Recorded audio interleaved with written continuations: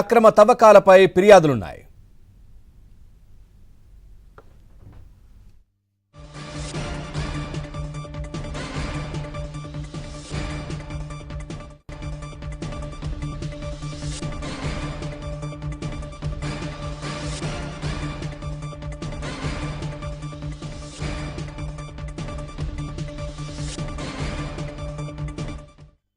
మరోవైపు కిడ్నాప్ కేసులో వల్లభనేని వంశీని కృష్ణలంక పోలీసులు ప్రశ్నిస్తున్నారు. మనం చూస్తా ఉన్నాం. గత 2 గంటలుగా దీనికి సంబంధించినటువంటి స్టేట్మెంట్ కూడా రికార్డు చేస్తున్నటువంటి పరిస్థితి కనిపిస్తోంది. స్టేట్మెంట్ రికార్డు తర్వాత నేరుగా ఇటు ప్రభుత్వ ఆసుపత్రికి తరలించి అక్కడ వైద్య పరీక్షల అనంతరం ఇటు మ్యాజిస్ట్రేట్ ముందు కూడా ప్రవేశపెట్టే అవకాశాలు అయితే కనిపిస్తా ఉన్నాయి. మరి ఈ ప్రాసెస్ ఎంత టైం పడుతుందనేది మాత్రం చూడాల్సి ఉంది.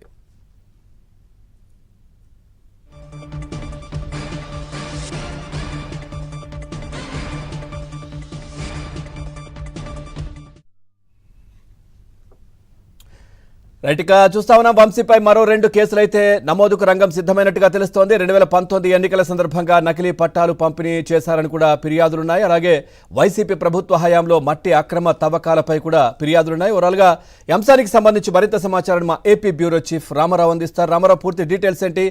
వంశీకి సంబంధించి స్టేట్మెంట్ అయితే రికార్డ్ చేస్తా ఉన్నారు, పూర్తి అప్డేట్స్ ఏంటి?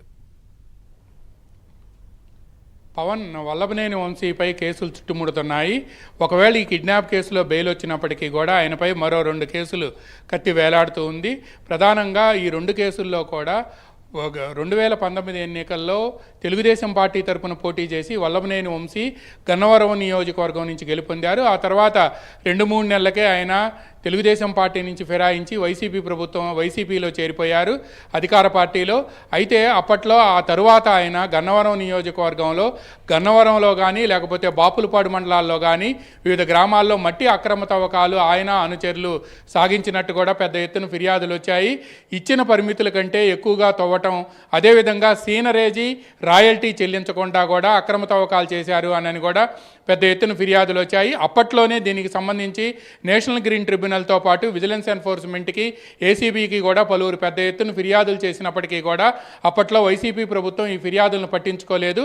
కూటమి ప్రభుత్వం అధికారంలోకి వచ్చిన తర్వాత చాలామంది దీనిపై ఫిర్యాదులు చేయటం, పాత ఫిర్యాదులు కూడా పెండింగ్లో ఉండటంతో వల్లభనేని వంశీపీ అనుచరుల మట్టి దందాపై కూడా ప్రభుత్వం విజిలెన్స్ విచారణకు ఆదేశించింది.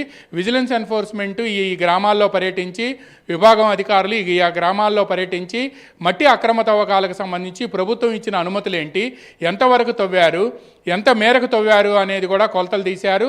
మొత్తం కూడా అంటే ఈ మట్టి అక్రమ తవ్వకాలకు సంబంధించి మొత్తం 210 కోట్ల రూపాయల మేరకు కూడా సీనరేజీ రాయల్టీ చెల్లించకుండా మట్టి అక్రమ తవ్వకాలు చేశారు అని చెప్పి ఫైన్తో కలుపుకొని 210 కోట్ల రూపాయలు అవుతుంది అని చెప్పి కూడా విజిలెన్స్ ఎన్ఫోర్స్మెంట్ నిర్ధారణకు వచ్చి ఈ కేసులో వల్లభనేని వంశీతో పాటు ఆయన అనుచరులు ఎవరైతే కీలక అనుచరులు ఆయా మండలాల్లో ఉన్నారో వాళ్ళందరి పాత్ర ఉంది అని కూడా వాళ్ళందరి పేర్లతో సహా విజిలెన్స్ ఎన్ఫోర్స్మెంట్ విభాగం, విజయవాడ విజిలెన్స్ ఎన్ఫోర్స్మెంట్ విభాగం ఒక నివేదికను రూపొందించి రాష్ట్ర ప్రభుత్వానికి అందించింది.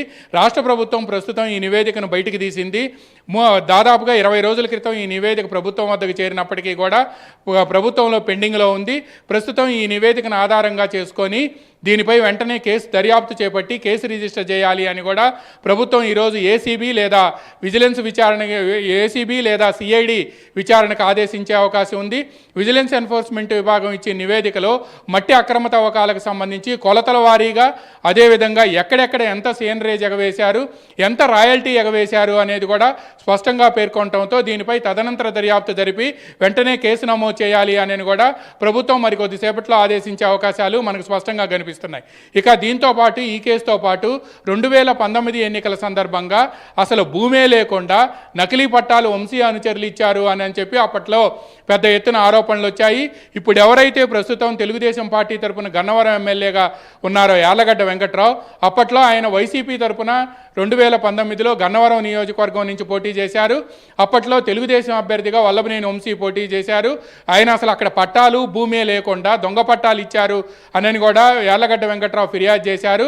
అయితే ఆ తర్వాత పోలీసులు ఇందులో వంశీ పాత్ర లేదని తేల్చినప్పటికీ కూడా యార్లగడ్డ వెంకట్రావు ఈ కేసును రీఓపెన్ చేయాలి అని చెప్పి పిటిషన్లు వేశారు.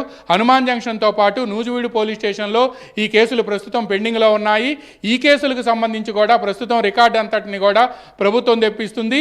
ఈ 2 కేసులు కూడా ఇప్పుడు తాజాగా రీఓపెన్ చేసి ఉండటంతో ఈ కేసుల్లో కూడా మళ్ళీ వంశీని నిందితుడిగా చేర్చి అతనిపై దర్యాప్తు ప్రారంభించాలి అని కూడా ప్రభుత్వం భావిస్తుంది.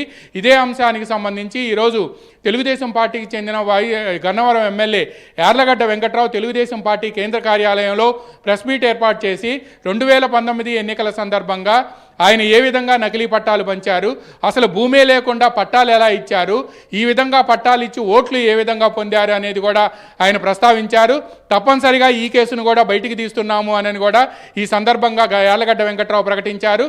అదేవిధంగా 2019 నుంచి 2024 వరకు కూడా గన్నవరం నియోజకవర్గంలో వల్లభనేని వంశీ అనుచరులు ఆయన సాగించిన దందాలకు సంబంధించి కూడా తమ వద్ద ఖచ్చితమైన సాక్ష్యాధారాలు ఉన్నాయని, వీటన్నిటిని కూడా తప్పనిసరిగా ప్రభుత్వం వద్ద ఉంది అని చెప్పి మట్టి అక్రమ దందాకు సంబంధించి గుడివాడ నియోజకవర్గంలోనూ అదేవిధంగా గన్నవరం నియోజకవర్గంలో ఈ 2 చోట్ల కూడా ఇప్పటికే విజిలెన్స్ ఎన్ఫోర్స్మెంట్ విచారణ పూర్తయి ఉండటంతో ఆ నివేదికలు 2 కూడా ప్రభుత్వం వద్ద పెండింగ్లో ఉండటంతో అందువలన ఈ 2 కేసులను కూడా బయటికి తీసే అవకాశం ఉంది.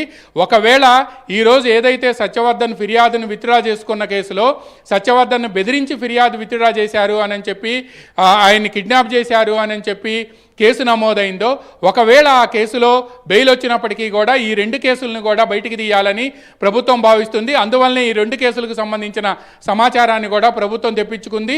ఈ 2 కేసుల్ని పరిశీలించిన తర్వాత ప్రభుత్వం ఏం చేస్తుంది, ఈరోజు కోర్టులో ఏం జరగబోతుంది అనేది ఆసక్తికరంగా మారింది. ఇప్పటికైతే మాత్రం దాదాపుగా గంట నుంచి విజయవాడ కృష్ణలంక పోలీస్ స్టేషన్లోనే వల్లభనేని వంశీని పోలీసులు విచారిస్తున్నారు. ఆ పోలీసులు విచారణ రిమాండ్ రిపోర్ట్ పూర్తయిన తర్వాత ఆయన విజయవాడ ప్రభుత్వ ఆసుపత్రి వద్దకు తీసుకువెళ్ళి వైద్య పరీక్షలు నిర్వహించి ఆ తర్వాత కోర్టులో ప్రవేశపెట్టే అవకాశం ఉంది. అక్కడికి కృష్ణలంక పోలీస్ స్టేషన్ దగ్గరికి వల్లభనేని వంశీని కలిసేందుకు ఆయన న్యాయవాదులు వచ్చినప్పటికీ కూడా పోలీసులు ఇప్పటివరకు అనుమతించలేదు. ఎందుకు అనంటే రిమాండ్ రిపోర్ట్ రాయాల్సి ఉంది. ఎవరైనా ఒక వ్యక్తిని అరెస్ట్ చేస్తే అతన్ని కోర్టులో ప్రొడ్యూస్ చేయబోయే ముందు తప్పనిసరిగా రిమాండ్ రిపోర్ట్ అనేది ఒకటి ఉంటుంది. ఇది స్టాట్యూటరీ ఆబ్లిగేషన్ కాబట్టి ఈ స్టాట్యూటరీ ఆబ్లిగేషన్ ఫుల్ఫిల్ చేయడానికి ఆ రిమాండ్ రిపోర్టును రాసి అదేవిధంగా ఈలోపు సత్యవర్ధన్ని వైజాగ్లో పోలీసులు క్యాచ్ చేయడంతో అతనిచ్చే స్టేట్మెంట్ను కూడా ఈ రిమాండ్ రిపోర్ట్లో చొప్పించి అప్పుడు కోర్టుకి తీసుకువెళ్ళే అవకాశం ఉంది.